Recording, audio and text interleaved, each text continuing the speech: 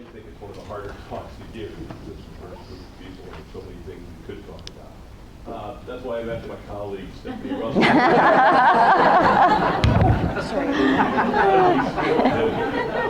taking the hard things and making them seem, plausible and palatable. So we worked together for a while now. I can't remember. A bunch of years. A bunch of years. Yeah. Stephanie's been, no stranger to Jesuit higher education for many years, being the mission officer at Marquette for many years. And then for the last decade or so, being the Vice President of Mission Integration at AJCU. She does a ton of work in that office, and most recently, she's been involved in a lot of resources that will be coming out, whether they are new editions of the Ancient Spirituality Reader and Jesuit Education Reader, Word Book, a bunch of other things to tell you about. What else can I tell you? It's good to have a colleague who has the depth and breadth that Stephanie does. I told you she was one of the original thinkers of the Ancient College program, and since then continues to find ways to think about our universities and what would be helpful for us as we move forward. So you can have a good, deep enough bench, if you will, of mission center leaders, and just fun to work with. So Stephanie, thanks so much for being with us. Thanks, Joe. Appreciate it. So we'll start with chant. No, I'm just kidding. Not too bad. So thanks for this. As Joe said, this is such a rubber bag topic, right? What am I turning on? Oh, it's on. Oh, no, it's not on. Is it on? Green. Yep, it's green. There you go. Okay. This is such a rubber bag topic, right, of Catholicity and in this case, the Catholic analogical imagination and our universities. These, this is libraries full of books. I'm not that person. And we're just hoping to dip a toe in the water of a few things because we veer toward Jesuit, which is fabulous. And there'll be these kind of touchstones back to that as well. But of course that our schools live in the ground of Catholic identity as well. And so what that means for us, what it has meant, what it could mean, and some thinking about using our imaginations, our good Ignatian imaginations, as we kind of chart a future forward. So I want to start by reading you a little story from a colleague as a kind of a context setter. So here's the story. Once upon a time, there was a Catholic university, and at that university there was a certain theology professor. He was truly brilliant, and he was in touch with all the latest trends, both in theology and other relevant academic disciplines.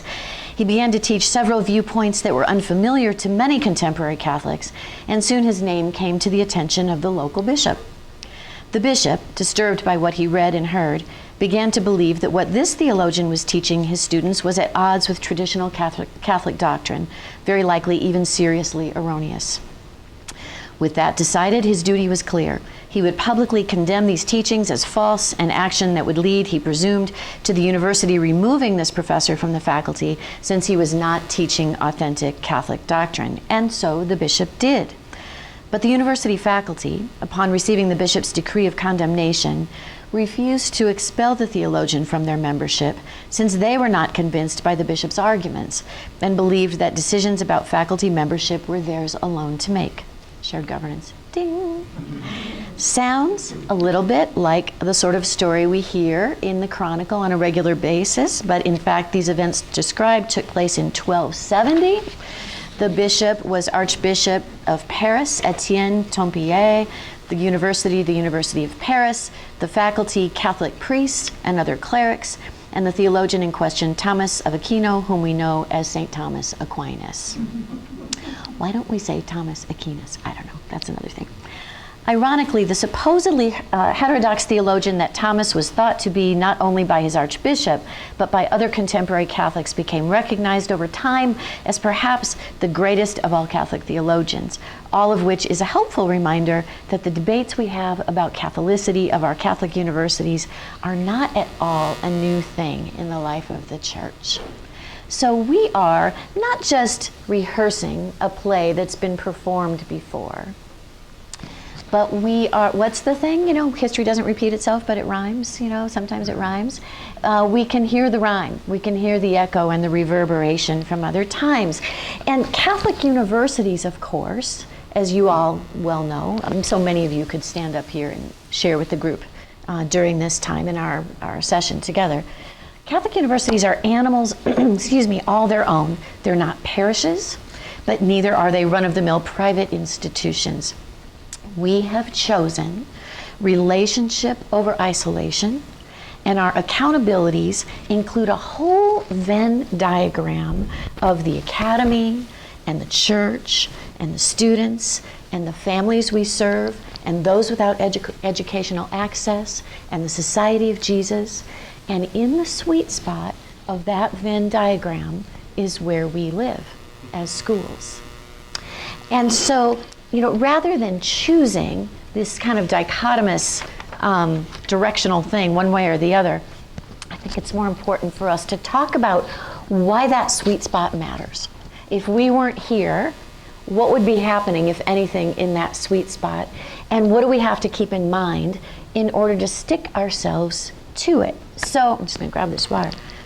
So, to talk about Catholic universities, or about what Catholic means at our Jesuit universities, is to reflect on an ecosystem, as Joe talked about before, of relationships, of right relationships. And one of our jobs as Ignatian leaders is to better understand that ecosystem with the nuance and thoughtfulness that we can apply.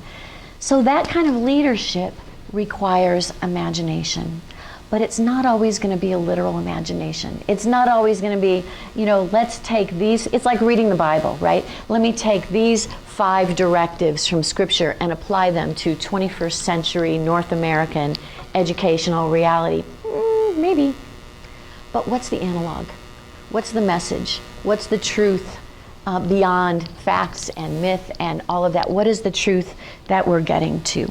So it requires imagination not only for what could be in the future, but also imagination for creating different kinds of relationships, and this is where your job comes in. Different kinds of relationships within the university, between our universities, and the interconnectedness of the university to our larger local and global communities. So that connective tissue is what's at the heart of the Catholic analogical imagination. Many wonderful books written by wonderful people about it. So diving deep into this world of relationship is essential for leaders in our schools, for all of us. And instead of being the kind of warm and fuzzy, soft skill kind of set that we think about relationship building being, it is instead at the core of our Catholic identity. It's like the South African concept of Ubuntu, right? I am because we are. If you have a rope, and the rope is made up of many strands of fiber, and you start to pull at that rope and pluck the strands out, pretty soon the integrity of the entire fiber is going to be gone. There is no strength to it. Similarly, in the Catholic worldview, and we're going to get into how we all relate to this in a minute, right? Because we're a diverse, complex group in this room and in our schools.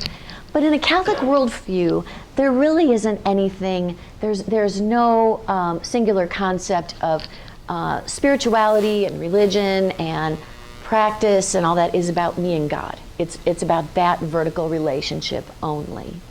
It is, in fact, for us, this large, too bad we're not all at one table, and yet, good not probably, but that we are at a table, and the question is, how do we find the place not only that we're let in, right, but the place where we can flourish, the place where our voice can be heard? How are we making room next to us for the youngest member? How are we making room for the most marginalized members? How are we creating a table space in this very communal worldview of Catholicity?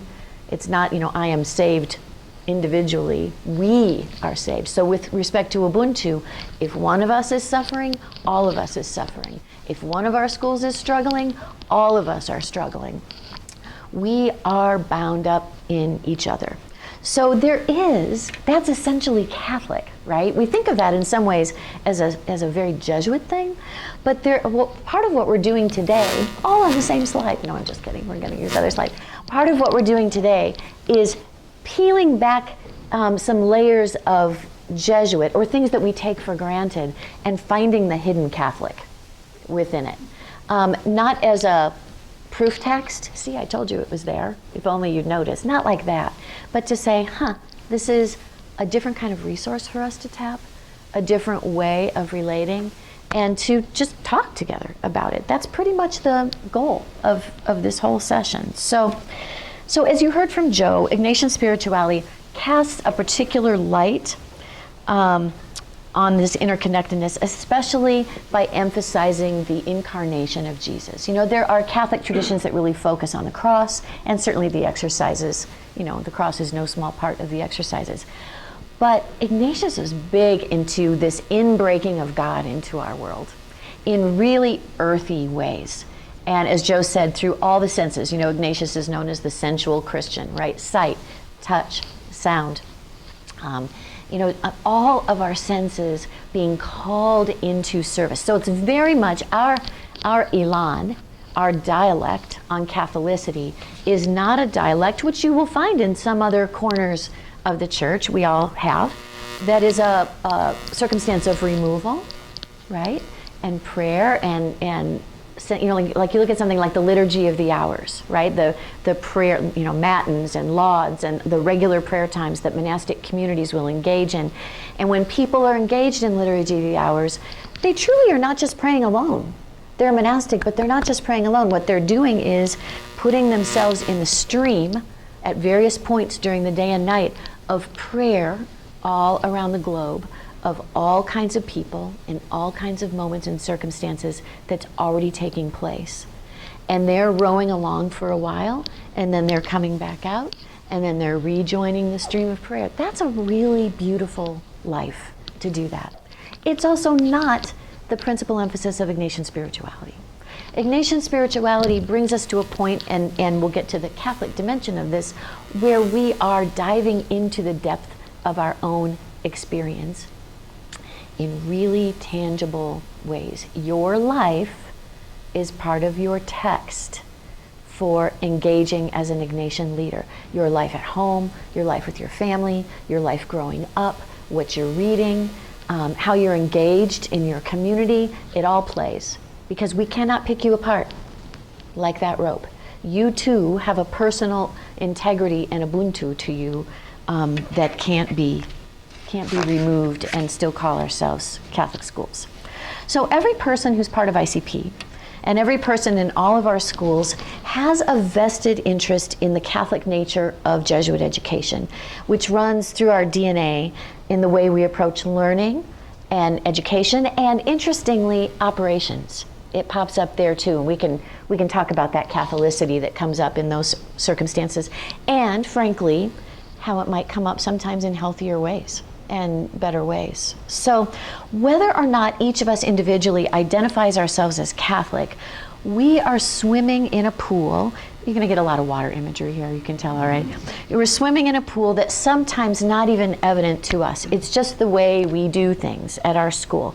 And on a daily basis, we are navigating a web of relationships, a matrix of relationships that somehow intersect not only internally, and not only in our Jesuit world, but with Catholic communities, and not just with the bishop, I might add.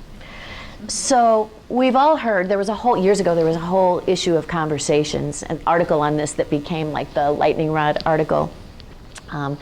We've all heard about, I'm attracted to the Jesuit mission of the school, but not the Catholic identity. Keep it away, And so that we're gonna go there, we're gonna have that conversation. I would just note too, that we are, all of us in this room, in different places with our relationship to the Catholic community. And I'm going to say Catholic community fairly frequently instead of the church, although we need to talk about that too, the magisterial church, the authoritative church. But when we also think about the Catholic community, we're talking about y'all come kind of thing. We're in different places in this room. So some of us are deeply engaged Catholics, I'm not a childhood Catholic, I became Catholic later in my life, but some of us are deeply engaged Catholics, connected with parishes. Some of us are cultural Catholics, were raised Catholics and left either at a decision point or just kind of, floated into another space. Some of us are non-Catholic Christians, active or non-active in our institutions. Some of us are coming out of non-Christian traditions and active or practicing or observant in those traditions or not. Some of us are non-committed to any particular religious community, but open to spirituality, to a divine other, divine one. Some of us are atheists, some of us are agnostics, some of us were saved by a situation of faith and spirituality where somebody out of the Catholic community, could be ordained, could be non-ordained, encountered us and made a huge difference in our lives. Some of us were deeply hurt by the Catholic community. I served on the Milwaukee Archdiocese Review Board for clergy sexual abuse for 6 years. Hurt is not in short supply, and certainly not just from that root. Some of us are just confused, like, what is the deal? I don't really know how all of this works. So if we went, which we won't, don't worry, but if we went person by person, we would have as many relationships with the Catholic community as we have people in the room. And so this is part of Ignatius's deal, right? We can't, in our spirituality and our practice, we can't start with the ideal. I mean, everybody loves the true, the good, and the beautiful. That's a wonderful thing. But as an ideal that we then superimpose on ourselves, what we actually miss is the true, the good, and the beautiful that is the creation of God in every face in this room, right? The Les Mis line, to love another person is to see the face of God. So we are in different places, and we are sometimes in different places with the Catholic community at different points in our lives. My relationship at 25 is not my relationship now. And I suspect that's true, Catholic or non-Catholic, for many of us in the room. So it's not as if any of us should turn away from significant issues that affect our understanding of what Catholic means today, but neither should we, especially those animating this intellectual apostolate, as we call it, a work of the Society of Jesus, be satisfied with quick and easy answers to complex questions. The Catholics do this, the non-Catholics do that, all the students believe this. I just don't buy it. I think we're more complicated people. So we'll have a chance this morning to break open some big questions for ongoing reflection. And I hope that each of us can find at least a conversation partner or two within the group and back home to raise some of this with, because it's really foundational for us. We'll also look at some reference points for that ongoing reflection and talk about some examples of what Catholic means or could mean in our schools today. So, in good Ignatian tradition, it's important to do this in dialogue with each other. And I forgot to say this before you left the room, so if you need to make a quick run, that's totally fine. But I would, I need to go that way. Uh-oh, Joe. Here, maybe it's the wrong way. There we go. My slide on my face is not changing. So here's our little Mentimeter question. What thoughts or feelings, and I think it lets you put in 2 responses. Thoughts or feelings, why don't we just take a few minutes? You don't have to, the introverts in the room are going to need a few seconds to regroup and think about it.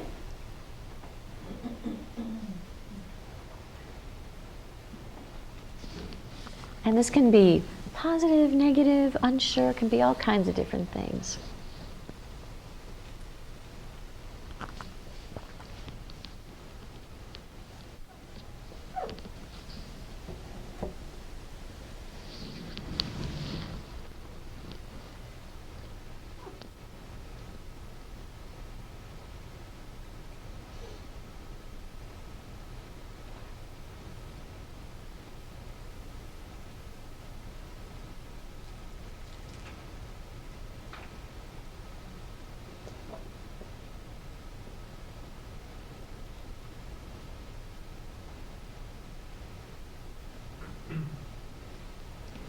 We need background music.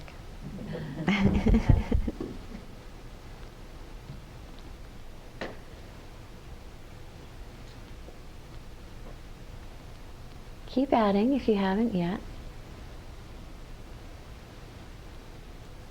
And take a minute to just notice the variety of terms, those that are larger and smaller in terms of being noted more frequently in the word cloud.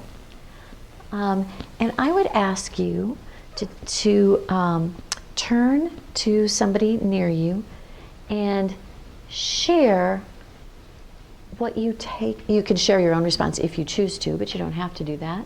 And share what you notice about this, what you take from it, what you think the vibe is on your campus. Let's just kind of get the lay of the land a little bit for a few minutes with each other. So if you just find a neighbor. This question may result in part with a conclusion about where we think Catholic shows up in our institution, where we see it.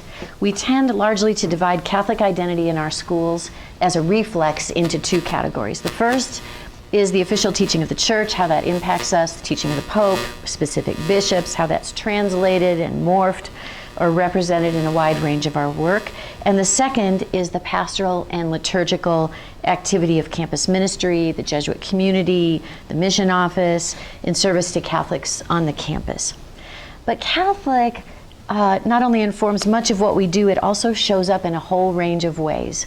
So I'm going to ask you to put your seatbelts on, because I have a list of some of those ways. I promise I won't dwell too long on any of them, but it goes to letter L. So just saying. So we'll try to be crisp, as they say. So if Catholicity is showing up in a range of ways, I'm going to skip that for the moment.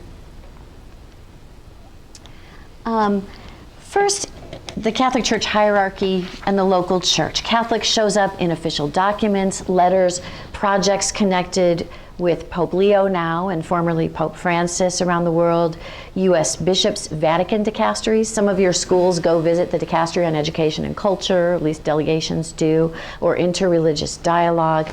It shows up in initiatives like your Laudato Si 7-year journey and Laudato Deum, the Pope's letters on that. It shows up in all of this reference to synodality, right? My husband, who's a scripture scholar, was joking when the synod on synodality was first announced. He's like, oh great, take a word nobody understands and use it twice. That's terrific. So, but this sense of everybody at the table, right? Here we go again, everybody at the table. So it shows up in statements on immigration, poverty, gender identity, abortion, war and peace, the economy, labor, all kinds of various social issues. We may resonate or not with these statements, but they are part of this larger, that particular body of work is part of this larger body of work on Catholic social thought, which would include lots of academics on your campus, right? And others that have come long before. Tom Kelly could speak eloquently at length about all of that.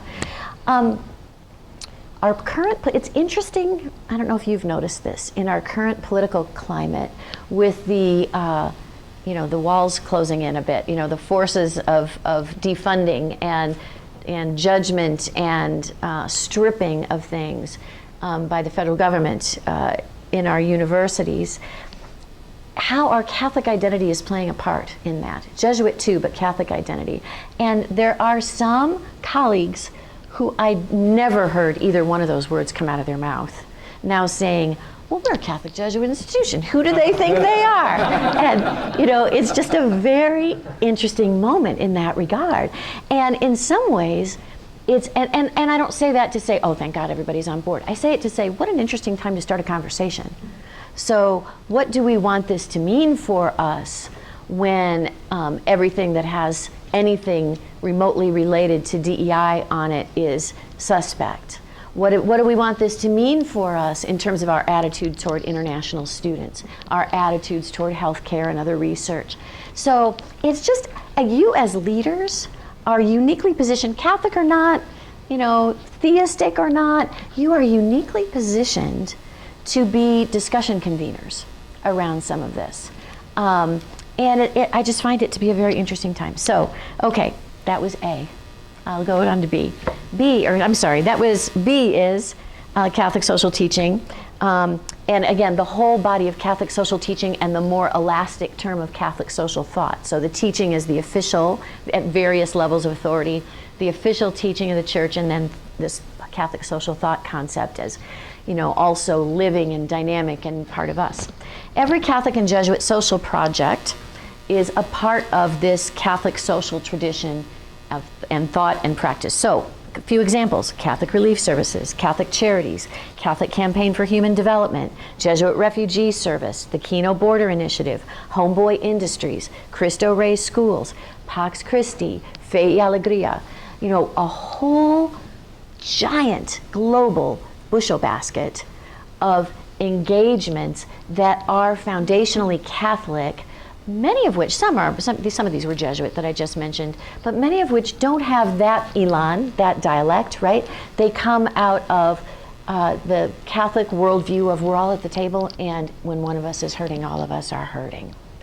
So it shows up there. It shows up in Catholic liturgy and worship. So you're on your campus, whether you have a Mass with the Holy Spirit or a Celebrate Spirit opening ritual or liturgy. It comes up in campus ministry retreats. It comes up if you have a faculty staff spirituality center. It comes up in ecumenical programming, et cetera, et cetera. But liturgy and worship.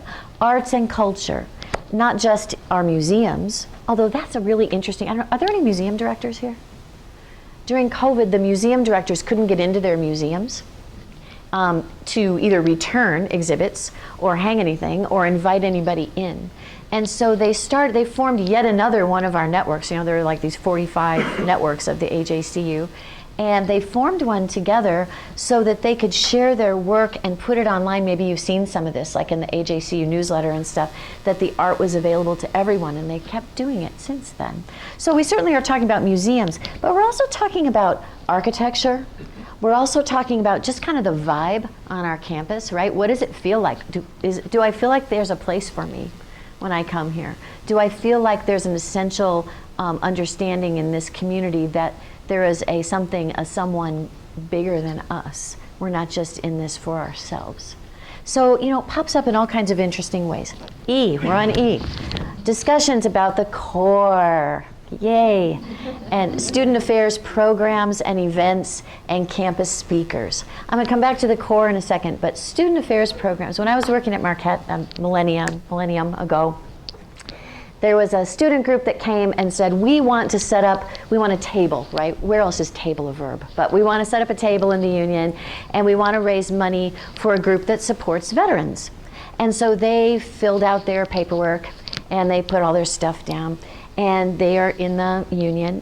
And I walked by, and the fundraising is for a group called Adopt a Sniper. And the tagline for Adopt the Sniper is, one shot, one kill, no remorse, I decide. And so they had not been forthcoming on their paperwork about what this was. But the student affairs vice president and I were faced with a really hard choice in some ways, right? Do we have them take down the table? And obviously we all know that that student affairs programming is subject to a different set of expectations and rules for good and ill than what happens in the classroom. And we did, and had a conversation with them. You weren't honest. This is the main reason, although there's lots to discuss over here, and talking about not a communal, one shot, I decide, right? What kind of a communal sensibility is that, even apart from things that we define as strictly Catholic? So talk radio got a hold of it, and it was all over the city, and we were getting phone calls, and I ended up having to take the calls that the administrative assistants didn't take because they were so awful. I hope you and all your family die. That kind of stuff. Things that are more normal now in our everyday world. And so my husband called me because he tuned in just to see what was being said on talk radio, and he said, I'm really excited. I said, why are you excited? He said, because they just said that you're going home from your cushy job to eat filet mignon for dinner. I thought we were having pizza. And so this sense of tough decisions in student affairs that are related to Catholic teaching, but they're not all related to condoms and birth control. There's that. We should all talk. But they're also related to stuff like this, right? They're also related to how students treat each other and the conduct system and all that kind of stuff. And then of course the core, big renewed discussion right now around our network on what constitutes a Jesuit core. And what's interesting is that that's no longer just a North American conversation. That is an international conversation. There are schools in some parts of the country that run, say, small engineering programs and don't have a single humanities course. And they're kind of looking at their circumstance saying, yikes, maybe we sort of overlook something that we want to address here. Similarly, we've got circumstances, as we all know, where the core hasn't changed for 25, 30 years and hasn't met people in the gritty reality of touch and sight and sound and feel of where our world is. So these are all Catholic touch points. You as a leader in a Catholic institution have opportunities not to start at a place like this, to open up some of the body of Catholic social thought and Catholic social teaching and the Catholic intellectual tradition, and to bring it in as a tool, to bring it in as a reference point, and to disagree and to connect with it, and to rely on your colleagues, your Catholic intellectual colleagues. So F, Catholic college colleagues, did I go past this? Catholic colleagues, see if it comes up. There we go. And students across the religious spectrum. So in our communities, this is also where Catholic shows up. It shows up in Catholics who are conservative and liberal, rich and poor, Catholics of varying gender and sexual identities, Catholics who identify with African American, Asian, Native American, Hispanic, working communities, a whole world of intersectionalities that we sometimes don't look to and say, this is part of Catholic at my school. It shows up, of course, in the Society of Jesus and other Catholic religious communities. So, as we said, like all other religious communities, the Jesuit community has a particular elan, a style. And forgive me, for those of you who are Jesuits in the room, I don't mean to speak on behalf of the society. I'll note a couple of resonances that can be expanded upon later. The Society of Jesus is essentially a mission order. Now you think about that, and that is so easy to be like, all right, pluck that in the tagline for admissions or whatever. A mission order, what does that mean? It means you go to where the pressure point is. Do not sit in our offices and wait to be invited. It means we go to the margins, right? We go to where the need is greatest. So if there's a big conflict on your campus, somebody, or you as a community of leaders, should be making a foray to the center of that conflict, to sit and listen to people's voices, not to pacify, to respect, and to engage, and to hold the tradition, the Catholic tradition on which the school was founded, in play with all of that. So to be a mission order, is to be on the move, is to be active, and it is not to wait for everybody to arrive on our own terms. The Society of Jesus has feet in multiple worlds, right? With very, very disenfranchised communities and with very, very affluent communities. My husband's grandmother used to say, where there's a will, there's a Jesuit. And, to bring those things together, right?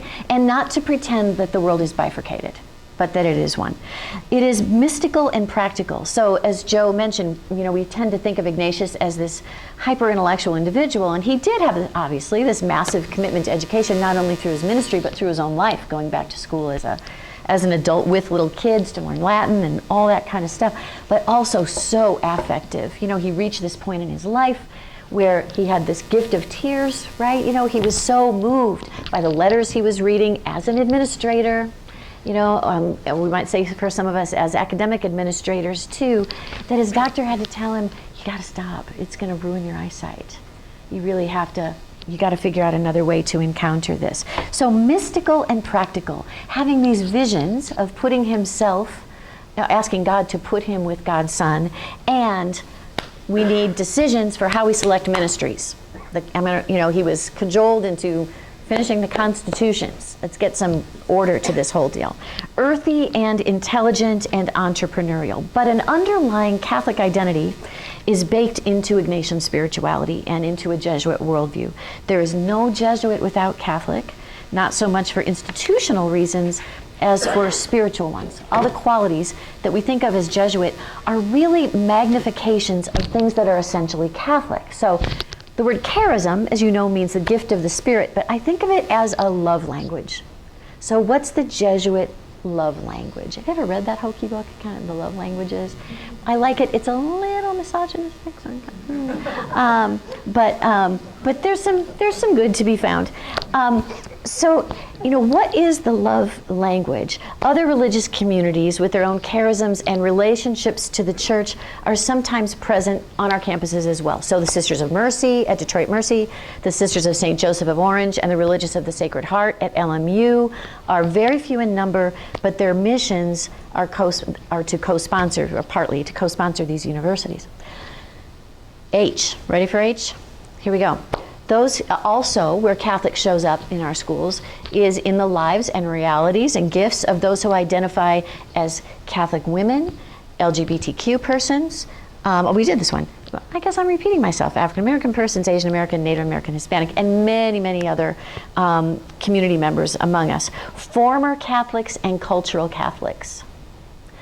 That is interesting. For a long time, Jesuit universities, as in the early 70s up through the 80s or so, as some of the Jesuit numbers began to recede in this question of who are we going to put as dean here, who are we going to put as provost there. For a while, the utility infielders were former Jesuits who left the order and got married or were in other kinds of partnerships, and so that group then aged out, right? You can watch these waves of companions kind of come to the fore. I'd be interested to know, when we talk here in a minute, how you would describe your wave.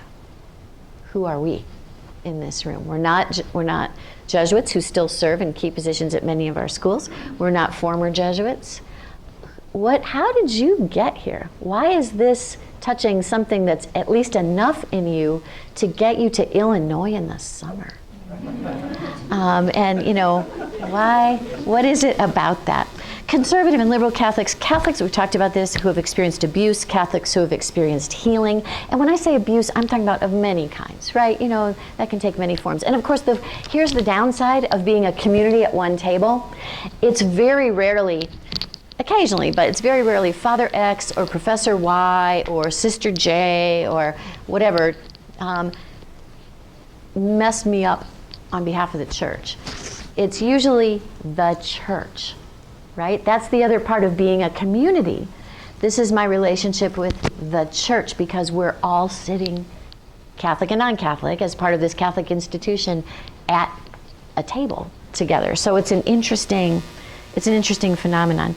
Engaged and committed Catholics, new Catholics.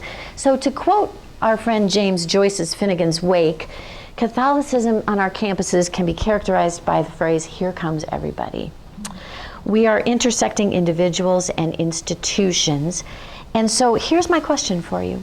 When you reacted to that phrase before, Catholic higher education, and were asked which points of contact or encounter came to mind, what might you have overlooked when you shared with each other what was coming to mind? So let's do this in threes. We'll just take 5 minutes in threes. What's not always immediately apparent that counts, so to speak, as Catholic in your school? I think the main message is that every person in a Jesuit institution has a stake in its Catholicity because the very purpose of the university, and especially a Jesuit one, is to seek truth, cultivate wisdom, and promote a faith that does justice. And this is not a task for the faint of heart. It brings with it a certain amount of creative tension. So this is the thing, we talked about all those dichotomies of the Society of Jesus, rich and poor, intellectual, affective, all of that. That's kind of where our schools live too.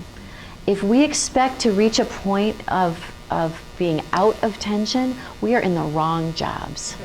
That the good part is it's energizing, exciting, it can be exhausting, but there's always going to be tension. So we kind of know that Catholics in the university community, somehow our Catholic identity can't just be based in documents where you kind of pull them off the shelf. You know, here's the social teaching on this. Catholics are necessary to be living, dynamic tethers to a church that's deeply relational in the world, not just a set of doctrinal positions. However, or alongside, the voices and perspectives of non-Catholics also enliven the Catholic mission, keeping it from becoming too insular or parochial, and assuring that it's responsive and accountable to the whole human community. So to keep our identity living and relevant, we all have to be more multilingual, to be more comfortable talking about Catholicity, its gifts, challenges, joys, frustrations. The Catholic character of our schools is one kind of language we use to talk about our mission, and it's an essential, non-expendable language. That being said, it's also in dialogue with other languages. And I am going to do probably a minute and a half, 2 minutes on a slide that we could spend a long time on. And some of you have seen this, so that should make it a little bit easier for those of you who have. And what this is a slide about how we talk about the spiritual inspiration of our schools. Let me just say in capital letters, it's a very clumsy way to illustrate that. It is not a hierarchy of faiths, okay? So I want to say that before I bring the slide up and then let you know what we're talking about. So, again, some of you have come across this before. Okay, so if we think of our schools as living beings, and as the earth is a living, changing, organic whole, and we think of ourselves on the crust of that earth, there are ways that we talk about what we do. I'm not talking about practice, or I'm not talking about building one tradition on another in terms of theological assumptions. I'm talking about how we talk about it, our layers of language.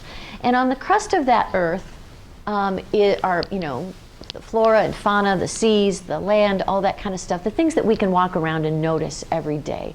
And if we took a slice out of this earth, we would see all the way through the layers of the earth, all the way down to the core. Again, core does not mean that it's the best or worst of everything, okay? Notice how this is from the side and not the top of the earth. There's not really a side to the earth, but you know what I mean. So on the crust, we talk about the ex-university way. This is how we do it at Xavier. We've always done it like this at LMU. Well, at Seattle and Fairfield, this is how it happens. And we generalize from that a lot, right? This is the way it is in all. Who's our Holy Cross grad that was talking about the motto? Who was talking about that? The Holy Cross motto. It was you. Yes, please. Would you mind sharing? How then shall we live? Yes. Yes, it was the motto of Holy Cross. Mm-hmm. And as an undergrad, you just figured it was the motto of all Jesuit Correct. Higher education. Right. Sorry, I don't hope I didn't violate your confidentiality. So that's kind of, we kind of have our university way, and we have our heroes and heroines, our stories. You are a chapter, whether you realize it or not, of a story. We have stories of when the place almost went down. We have stories of the big battles we've had. We have myriad stories of presidents that we liked or didn't like, and how they affected us. We have stories of coeducation. We have stories of integration. We have stories of when we first started admitting whole new communities of students that we would otherwise not. So, like, for example, Jesuit schools, some of the presidents of Jesuit schools were big opposers to the GI Bill. Because there was a kind of a sensibility that, we're trying to educate Catholics to mainstream into the higher echelons of society here. What are you talking? Massification of education. We don't want that. Now, not to a person. There were plenty of presidents that were for it. But, our history gets morphed and stuff, right? So we have our stories. That's the short. I said 90 seconds. I think I'm beyond that already. So in our Earth's crust, underneath that crust, is all the language, remember we're talking about language, of Jesuit education, right? Of Ignatian pedagogy, and how we approach students as whole persons, and rigor for the sake of service, women and men for and with others, came out of course, Father Rupe's speech to the international alumni of Jesuit universities, which, by the way, I suppose you've all read the what was then the Men for Others speech. If you haven't, I would really recommend it. It is a smack you in the head with a 2x4 experience in terms of our foundational purpose. Ignatian pedagogical paradigm, service of faith and the promotion of justice, all of that. We let this language float around in our level of Jesuit education, though frankly, it comes from all different kinds of sources, but that's kind of where it tends to live. Underneath that level of language, we have a language of Ignatian spirituality. And we've talked a lot about that. They're about reflection, about the magis, ad maiorem Dei gloriam. We do everything for the greater glory of God. Discernment. Who was taking a drink every time we use the word discernment today? God in all things. Emphasis on the imagination.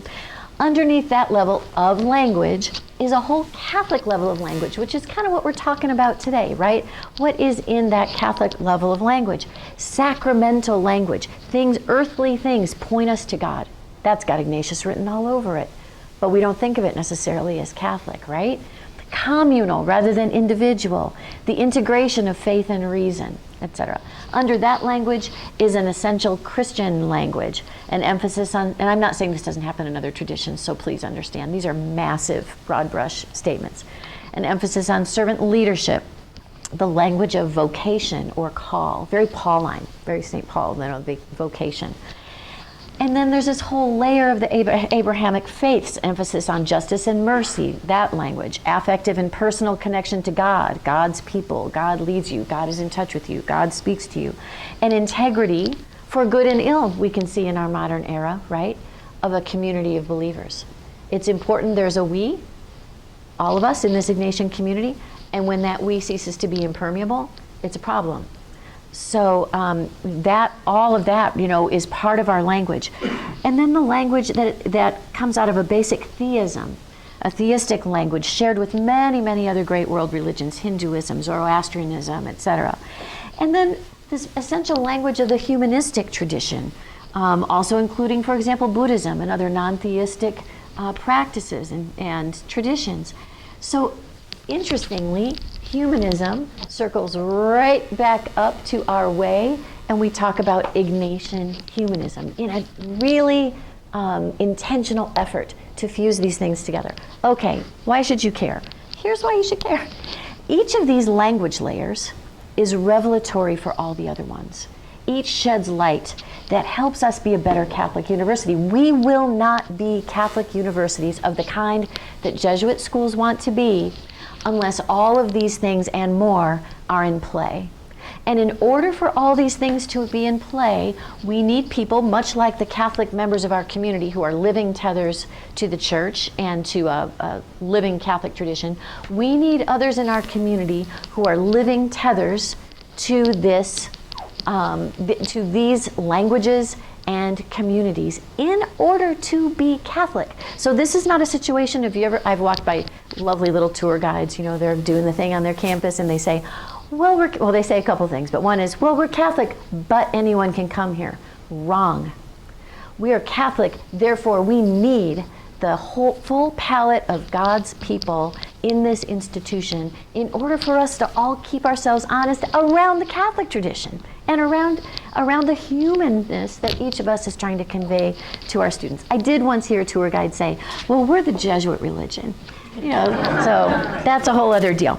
So a friend of mine, sadly now deceased, Howard Eisenberg, who's the late dean many deans ago at Marquette, said, if I founded a yeshiva, he was talking to me, I would need some people like you, meaning non-Jews, in the yeshiva. He's like, I wouldn't need everyone like you, but I would need some people like you in order to be a better yeshiva. So this, again, not to drone on any longer than I already have on this, that slice of the earth keeps us living and whole and honest and Catholic. So I just don't want us to miss that because I really think it's important that there's a place at this table for all of us. So what are the markers? How will we know, right?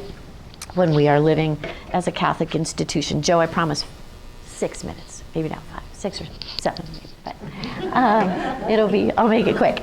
So he doesn't believe me. He's been through this too much. I told him before, I'm going to be early. He's like, So as we think about this analogical imagination, right? We take these markers of Catholic. We've talked about a bunch of them already, but I'll just mention them as they apply to our work. So this does not go to L. Actually, the last one didn't go to L either. I was kind of glad. Sacramental. We've talked about that, right? Presupposes that we encounter God in the everyday. Whoops, here we go. Let's bring it up. There we go. That we encounter God in the everyday, and that God's love and grace builds upon our human nature. As we mature spiritually, we do not become completely different people. What does that matter for our schools? Student formation is developmental. They don't come to us tabula rasa, right? This is we're dealing with them as material and spiritual and living beings. Sacramental tradition assumes that we're always encountering God in the world in the person of Jesus for Catholics and Christians, and in the life of those who are part of that community, for other members of our community, and that we are all invited to see the divine in all persons of the university community. Every face. It tries to make spiritual realities concrete and visible through art, architecture, all the things we talked about, generous relationships, and creative undertakings. So, bring that to the risk management committee, right? I'm trying to be sacramental. They'll be like, what? That is a teaching moment for you. To say, we need to take some risks. We need to be generous. It might bless you. It might go wrong. Let's be sacramental. It relies on the intellect, reason, and the imagination and will. And that should seem obvious, but do we fight against factionalization in our education programs and the lives of our students? Are smart and insightful colleagues fostered in every department? How is imagination not only cultivated, but rewarded and related to the way we do business? Okay, communal, the next marker. Everybody's got a place at the table. Belonging is at the heart of who we are. This goes to the heart of our equity work and belonging work. What is the community we are trying to build? What reconciliation is needed? We talked about shared governance before, right, in the communal marker, right? The way that we teach, rather than teacher versus student, it is teacher next to student against the problem or question in front of us, right? The guide by the side. It's very deep in Ignatian higher education. And then this whole idea of communal discernment. We are not going to communally discern everything. I mean, let's be honest, right? We have to make some tough decisions, and sometimes those are singular decisions. This is knowing when the time arises, knowing when the community's voice matters the most, and allowing for that. Biblical, the third one is biblical. Father Sosa just gave this address at the IAJU, if you've had a chance to see it. Did you send it already, Joe? Okay, maybe we can send it sometime later after ICP. But what was interesting to me was the whole thing had these biblical references the entire time as kind of life lessons for Jesuit higher education. And so too, our school, for Catholics, the Bible is the foundational document, and not for everybody in our schools, of God's revelation to humanity. And it's sometimes said that the Bible is the religion of Protestants, and that Catholics rely on the teaching of the Pope and the bishops. But the Bible is central to Catholic life. It's central to sacramental life, individual prayer, communal prayer. So here's a question in our schools. What are the texts, biblical and otherwise, upon which we rely for meaning? And do they extend beyond ourselves? Is our whole text our own mission statement? Or is there some claim on us from outside of ourselves? How do the central messages of the Bible, like Jesus' great commandment, right? You shall love the Lord your God with all your heart, with all your soul, with all your mind. This is the greatest and first commandment. The second is like it, you shall love your neighbor as yourself. How is that cited, maybe more than the mission statement, right, as a guiding piece for us?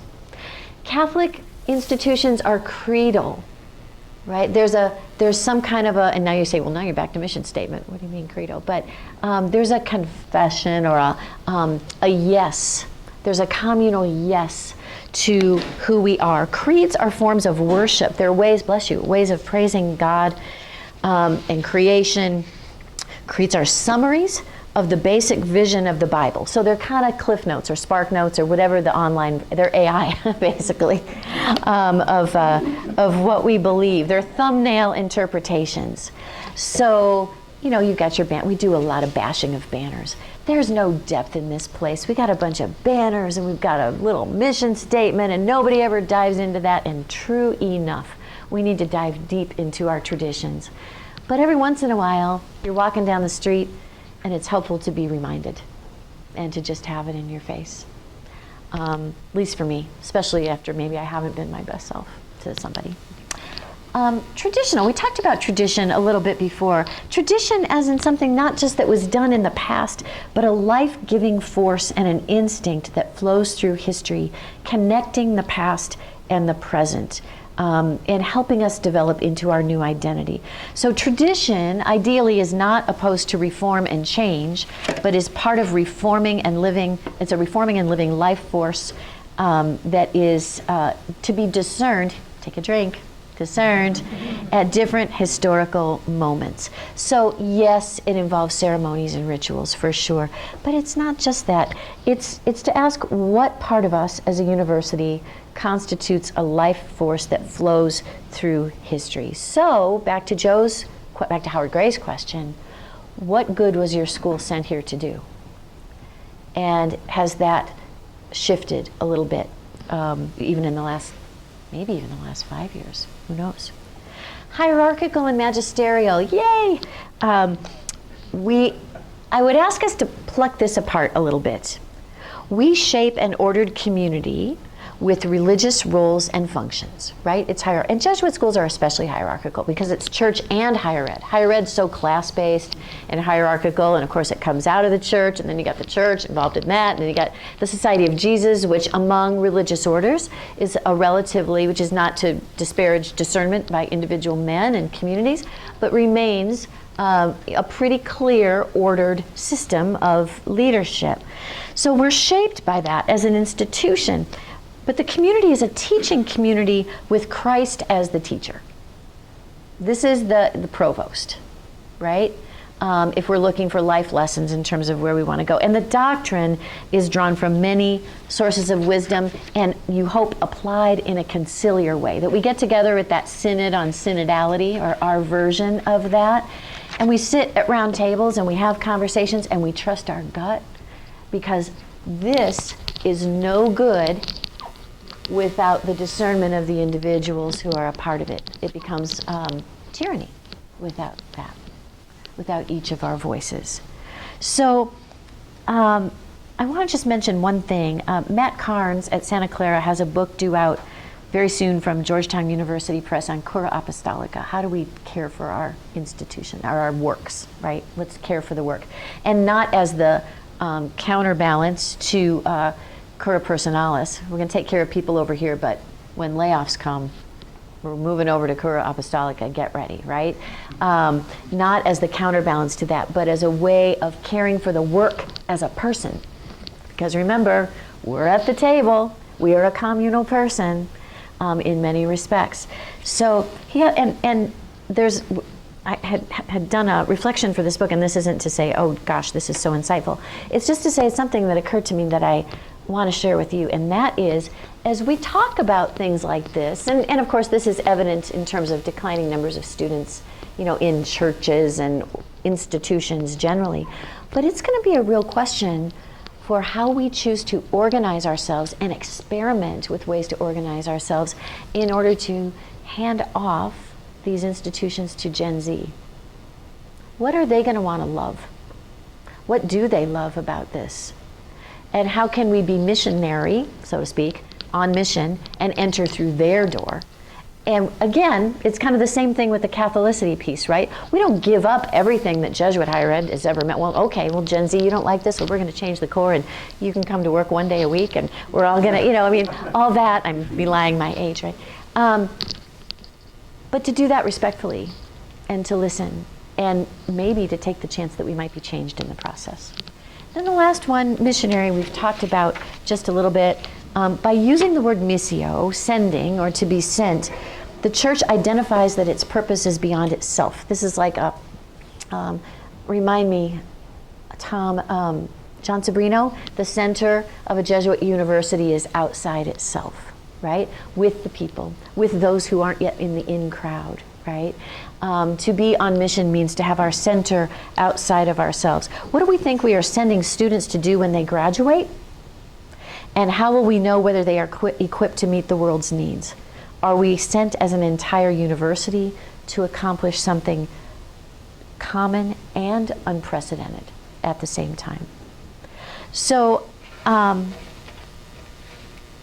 going to leave you with one last thing, and that is each of us in this room, whether we are Catholics or not, can identify ourselves as a Catholic connected, if we choose to, Catholic connected intellectual or a Catholic connected administrator, and not forego our own religious freedom.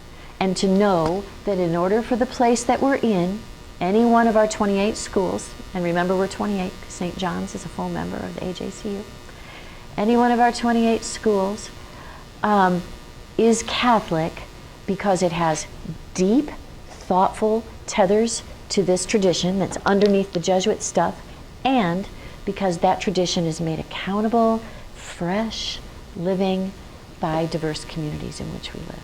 So we'll keep talking as the weekend goes on and the week goes on. Thanks.